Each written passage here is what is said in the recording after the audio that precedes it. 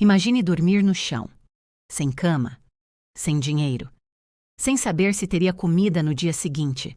Agora imagine que esse mesmo garoto, anos depois, levantaria a taça da Libertadores diante de milhares de pessoas. Essa não é uma história de filme, é uma história real. Uma história de dor, rejeição, superação e glória. Hoje você vai conhecer a trajetória inacreditável do jogador que saiu da pobreza extrema para conquistar a América. Ele nasceu em uma família extremamente humilde. A casa era pequena, o dinheiro quase nunca dava, e muitas noites eram marcadas pela fome. Em alguns períodos da infância, ele dormia literalmente no chão, sem colchão, sem conforto, sem perspectiva. Mas existia uma coisa que fazia ele esquecer toda aquela realidade: a bola. O futebol virou refúgio, era a única esperança de mudar de vida. Enquanto muita gente via apenas um garoto pobre, ele enxergava um sonho gigante. Só que o caminho até esse sonho seria cruel. Como milhares de meninos brasileiros, ele começou a fazer peneiras, e uma atrás da outra. Vinha a mesma resposta: você não serve. Você não tem nível. Pode tentar outro esporte. Cada rejeição machucava, mas o pior não era ouvir não. O pior era voltar para casa sem dinheiro da passagem e ver a família sofrendo. Muita gente dizia para ele desistir. Alguns amigos começaram a trabalhar cedo. Outros abandonaram completamente o futebol. E por pouco, ele também não desistiu. Mas existe um detalhe que separa pessoas comuns de pessoas inesquecíveis. Elas continuam, mesmo quando ninguém acredita.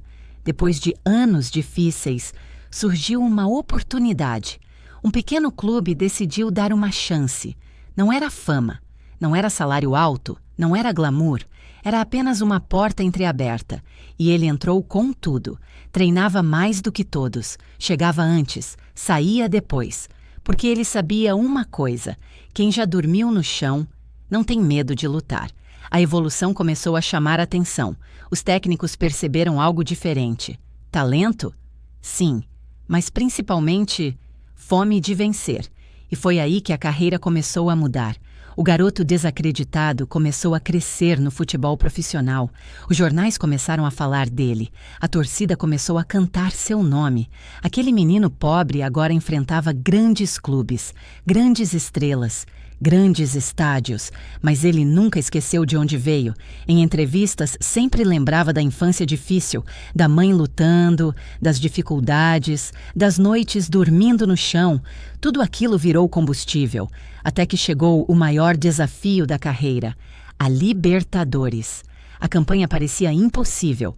O time não era favorito. Os críticos duvidavam, mas jogo após jogo, eles continuaram avançando. O estádio pulsava, a pressão aumentava e na grande final ele brilhou. Pode ter sido com um gol, uma assistência ou simplesmente uma atuação inesquecível. Naquele momento, o garoto que um dia dormiu no chão estava no topo da América. O apito final ecoou, jogadores chorando, torcedores enlouquecidos e ele olhando para o céu. Porque naquele instante toda a dor tinha valido a pena. Ele ergueu a taça da Libertadores e provou ao mundo inteiro que origem humilde não define destino. Talvez essa história não seja apenas sobre futebol. Talvez seja sobre acreditar, quando ninguém mais acredita. Sobre continuar lutando, mesmo cansado. Sobre cair e levantar mais forte. Porque às vezes, o menino que dorme no chão hoje é o homem que amanhã vai levantar um troféu diante do mundo inteiro.